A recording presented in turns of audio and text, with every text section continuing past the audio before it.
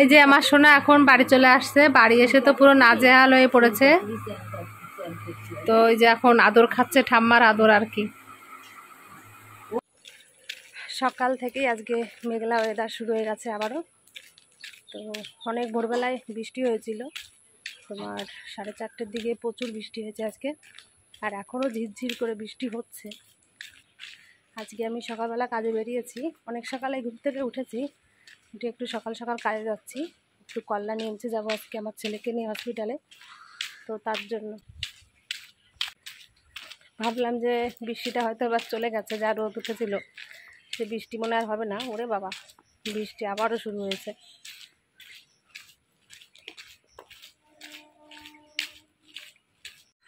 আমি এই যে এখন কাজ থেকে বাড়িতে আসলাম, তো আমার অবস্থা দেখো, প্রচুর গরম পড়েছে আজকে। তো গরমে ঘেমেই গেছি। বাড়িতে এসে দেখি ওই যে মণ্ডল মশাই বসে আছে ওখানে, তো তোমাদের একটু দেখাই মণ্ডল মশাইয়ের অবস্থা কি। দেখো মণ্ডল মশাইয়ের অবস্থা, আবার চোখ মুখ কীরকম ফুলেছে তোমরাই দেখো। মানে প্রোটিন মনে হচ্ছে, রক্ত আবার কমেছে এরকমই মনে হচ্ছে যতদূর সম্ভব, কিন্তু এখন সে কিছুই তো খাওয়া দাওয়া করছে না কোনো রকম, একটু রাত্রেবেলা বেশি খায়ও না এখন, দুপুরবেলায় কোনো রকম একটু খাচ্ছে ওই যা। তো আবার ওই চোখ মুখ দেখো কতটা ফুলেছে এখন। আজকে কি অবস্থা তোমার শরীরের? ভালো না? যাক, ভালো বললেই ভালো। ডালিয়া করে রেখে গেছিলাম, খেলে? বিষ নিয়ে আসবা কিনে?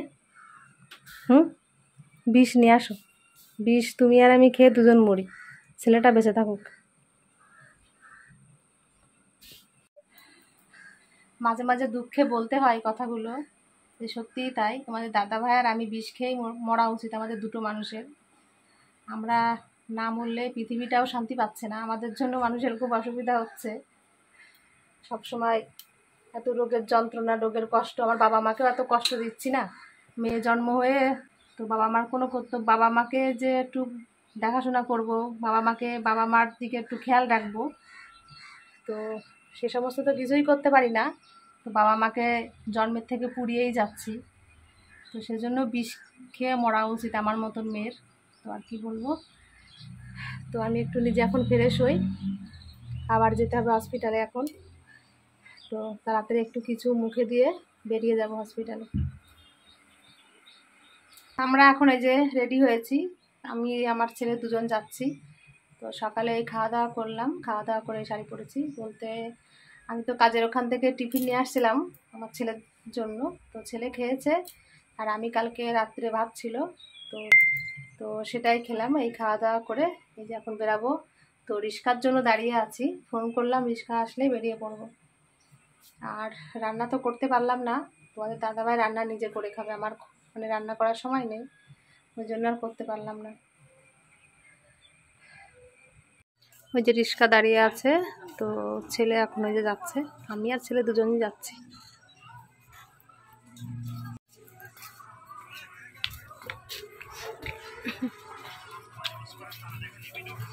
তুমি রান্না করে ঠিক মতন খেয়ে নিও।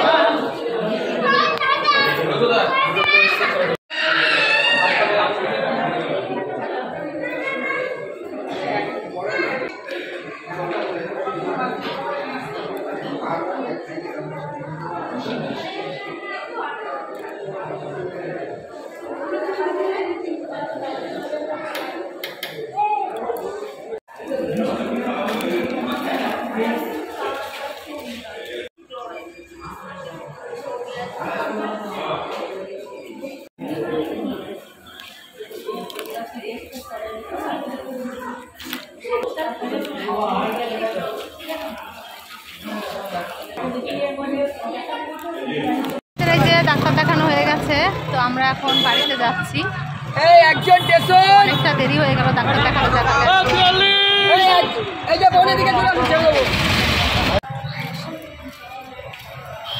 এই যে হসপিটাল থেকে এখন আমাদের বিরাটিতে একটু এসেছি, কারণ ছেলেটা চুল কাটানোর জন্য। তো আজকে সমস্ত দোকান বলতে গেলে বন্ধ, তো ঘুরে ঘুরে বেড়াচ্ছি কোথায় দেখি চুলটা কাটানো যায়। বেলঘড়িয়া দাঁড়িয়েছিলাম, বেলঘড়িয়া দোকান বন্ধ। তো আর কি করব, দেখা যাক, দেখি একটু ওয়েট করে থাকি। ছেলেটা চুলটা অনেকটা বড় হয়েছে মাথার, কাটাতেও পারছি না, আর বেরোনো হয় না, কাটানো হয় না।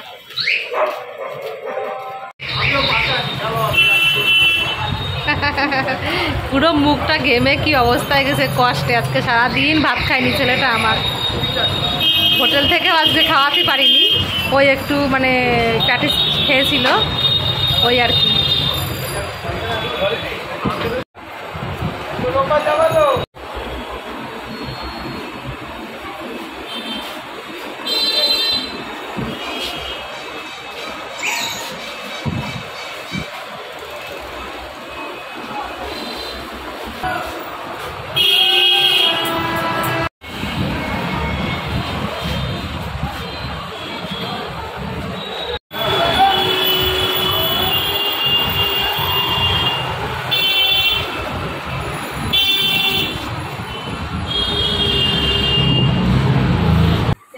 এই যে আমার সোনা এখন বাড়ি চলে আসছে, বাড়ি এসে তো পুরো নাজেহাল হয়ে পড়েছে।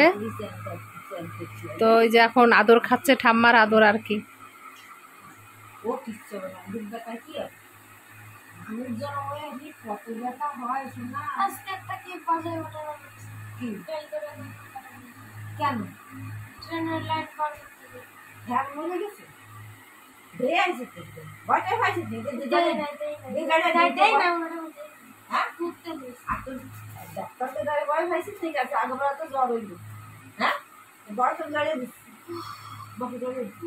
বস, বসে বসে পড়ে যার, বসে পড়ে যার, ভয় তো পাইছিস, বসে পড়ে যার। আমার দিক তাকাও।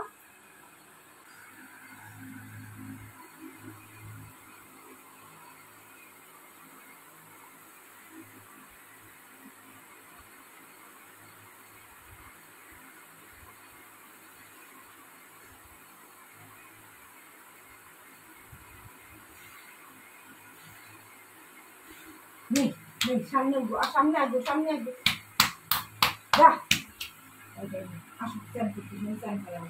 যা স্নান করতে চল যাবার।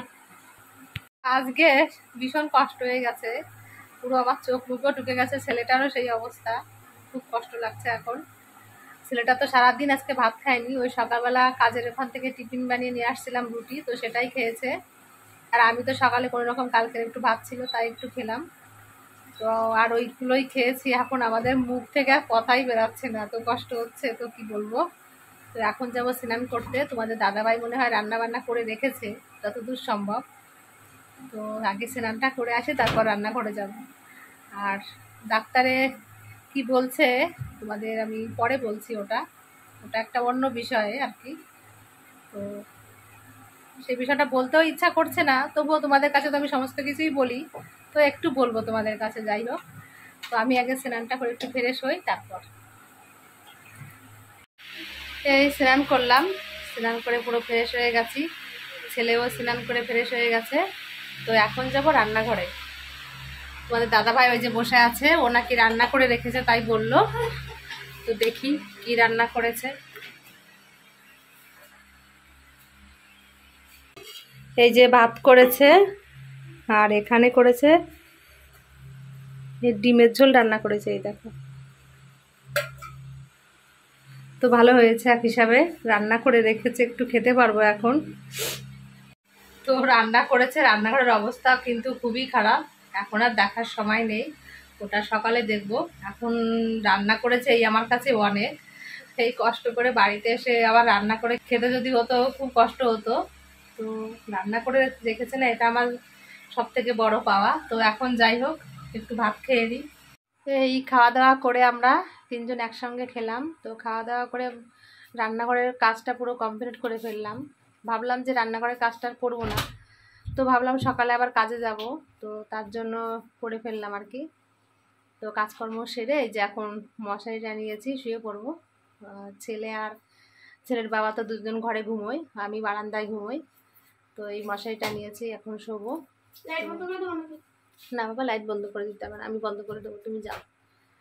তো যে কথাটা বলবো, আমার ছেলের কি সমস্যা, তোমরা তো আগের ভিডিওতে দেখেছো, আমি কল্যাণ এমসে নিয়ে গেছিলাম, তো বলতে চাইনি, তো আজকে বলছি আর কি। তো এটা একটা পেডিয়াট্রিকের সমস্যা।